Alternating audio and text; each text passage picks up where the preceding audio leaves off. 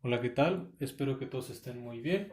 El día de hoy vamos a realizar un ejercicio de suma de vectores por el método analítico. Ok, entonces lo que observamos es un plano cartesiano. Entonces vamos a trabajar primero vectores en 2D, posteriormente iremos a tercera dimensión y haremos los ejercicios, las correspondientes operaciones. Ok, pero entonces aquí nosotros tenemos tres vectores, el vector A, el vector B y el vector C con sus respectivas magnitudes y sus ángulos respecto a los ejes X y Y. Ok, entonces el primer paso para resolver este ejercicio es encontrar las componentes de cada uno de los vectores. Y para eso voy a trazar la paralela al eje X y al eje Y para ubicar de una manera más fácil las componentes rectangulares de cada vector. Ok, una vez hecho esto, empezamos a descomponer cada uno de los vectores en sus componentes rectangulares. Empezaremos por el vector A, que tiene una magnitud de 8 newtons y un ángulo respecto a la horizontal de 30 grados. Ok, empezamos aquí con el vector A y obtenemos su componente en X, diciendo que la fuerza en X o Fx va a ser igual a ¿qué? A la magnitud del vector multiplicada por el coseno del ángulo. En este caso 30 grados. 8 newtons por el coseno de 30 grados. Y esto me da un resultado de 6.92. Vamos a dejarlo en 4 dígitos, ¿no? 6.9282. Ahora vamos a calcular su componente en Y, diciendo que F en Y va a ser igual a 8 newtons, pero por el seno de 30 grados. Y esto me da un resultado de 4. Ahora vamos con mi vector B. Ponemos vector B y descomponemos en sus componentes rectangulares. La fuerza en X va a ser igual a ¿qué? A la magnitud del vector por el coseno del ángulo. Vamos a hacer exactamente lo mismo que con el primer vector. Entonces decimos que la fuerza en X va a ser igual a 10 newtons por el coseno ¿de cuánto? De 15 grados. Ah, ojo, algo muy importante que se me está olvidando. Aquí, como pueden observar, mi componente en X es negativa debido a que va desde el origen hacia la izquierda. Observen, aquí yo tengo una componente en X, va hacia el eje negativo de las X. Entonces aquí no sería 10 positivo, sino 10 negativo. Muy importante. 10 newtons negativos por el coseno de 15 grados. Y esto me da un resultado de 9.6592. Ok. Ahora vamos con mi componente en Y. La componente en Y es positiva debido a que del origen hacia el norte o hacia el eje Y positivo está mi otra componente. Aquí la componente negativa, pero acá tenemos una componente positiva en Y. Entonces decimos que mi fuerza en Y va a ser igual a 10 newtons por el seno de 15 grados. Entonces aquí pues sería menos, ¿no? Ok, ahí está. Y esto me da un resultado de 2.5881. Muy bien.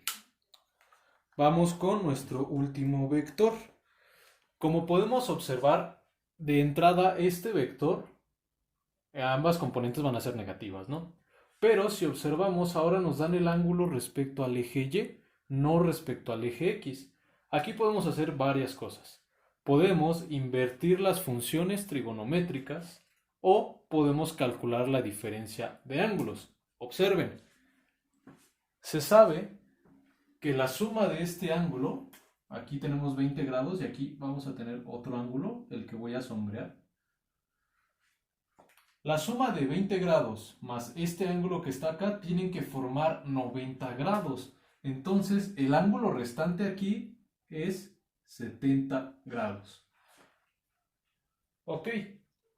Y entonces lo que vamos a hacer es exactamente lo mismo, pero pues ahora vamos a trabajar con 70 grados, no con 20 grados. Si nosotros quisiéramos trabajar con estos 20 grados, pues entonces si aquí tengo una componente en y, en vez de multiplicarla por el seno, sería por el coseno. Y viceversa, si quiero mi componente en x, en vez de multiplicarla por el coseno, lo haría por el seno.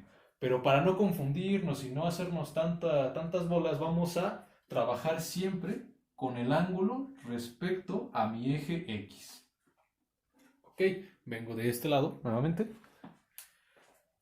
y pongo el vector C.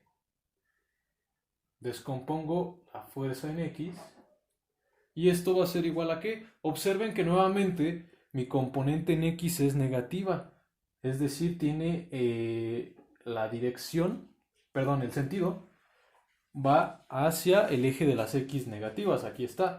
Entonces sería menos 7 newtons por el coseno de 70 grados.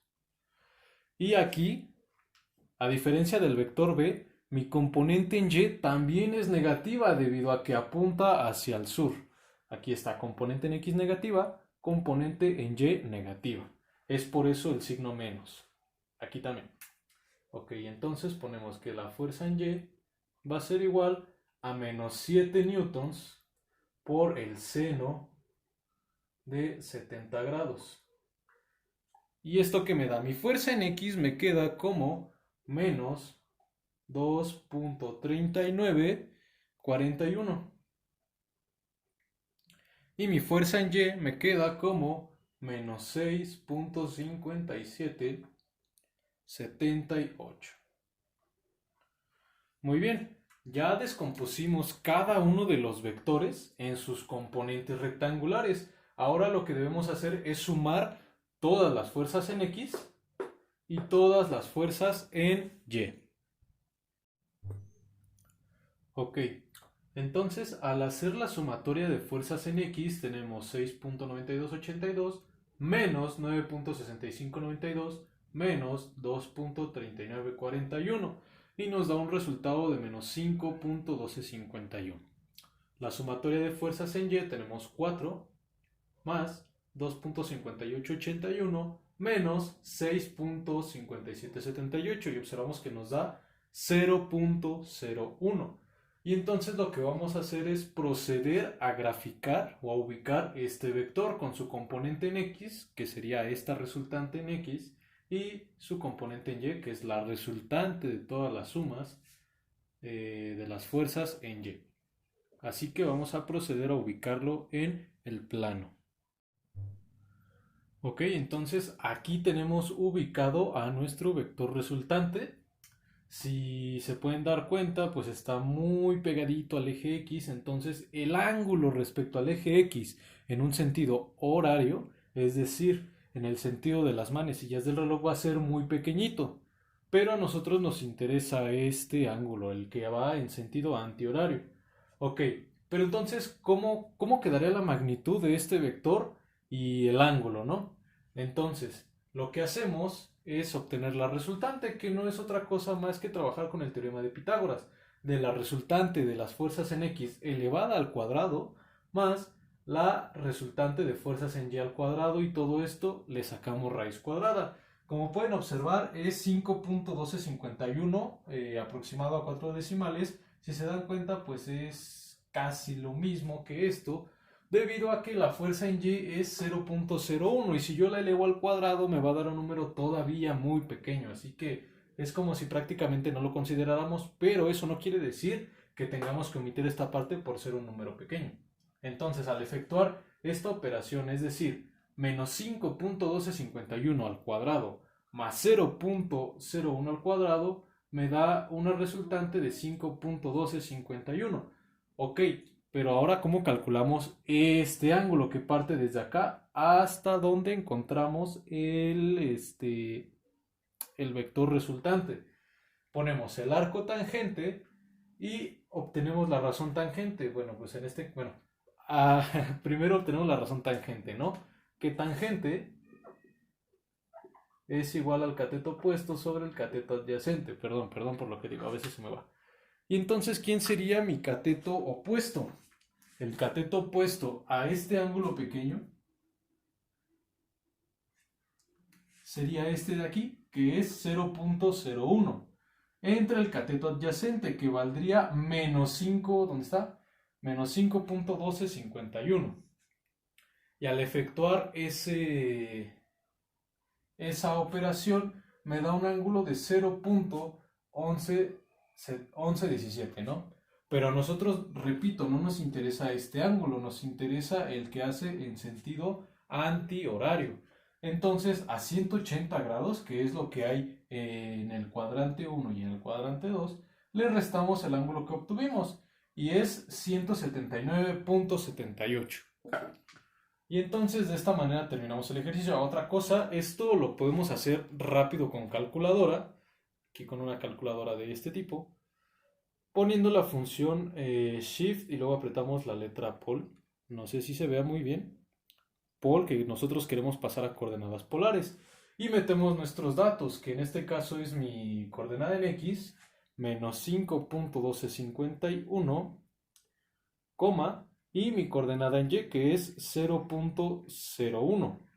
Aquí está, ahí podemos observar coordenada en X, coordenada en Y, le presionamos igual y obtenemos que el vector es de 5.1251 y mi ángulo de 179.88.